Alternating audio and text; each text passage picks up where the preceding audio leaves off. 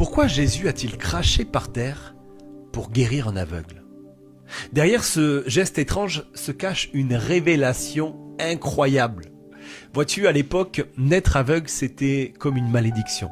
D'ailleurs, les disciples vont poser cette question à Jésus, mais qui a péché, lui ou ses parents?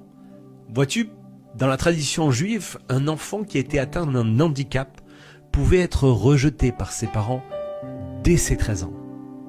Et quand on croisait un homme comme lui, on crachait par terre pour signifier qu'il était maudit.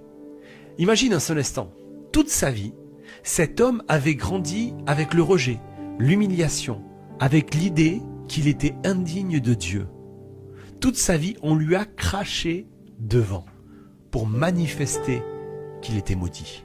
Mais Jésus, lui, va faire un geste qui va changer tout. Il crache par terre lui aussi, mais pas pour le maudire, mais pour transformer le symbole de la malédiction en instrument de guérison. Il prend le crachat, mélange avec la poussière et recrée de nouveaux yeux.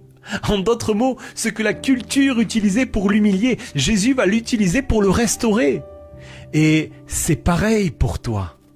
Peut-être qu'on t'a rejeté, peut-être qu'on t'a humilié, peut-être qu'on t'a fait sentir que tu étais une erreur, une malédiction, que ta vie ne comptait pas.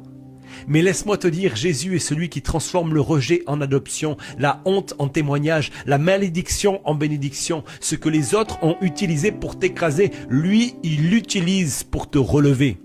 La Bible déclare ceci dans Ésaïe 61, verset 7. « Là où tu as connu la honte, Dieu te donnera une double bénédiction. Là où tu as souffert l'humiliation, il remplira ton cœur de joie et d'allégresse. Même si les hommes t'ont rejeté, Dieu te choisit et fait de toi une pierre précieuse dans son édifice. Ce que le monde appelle malédiction, Jésus l'appelle guérison. Ce que les autres utilisent pour te rabaisser, Jésus l'utilise pour te relever. Ton rejet n'est pas la fin de ton histoire, mais c'est le début de ton témoignage.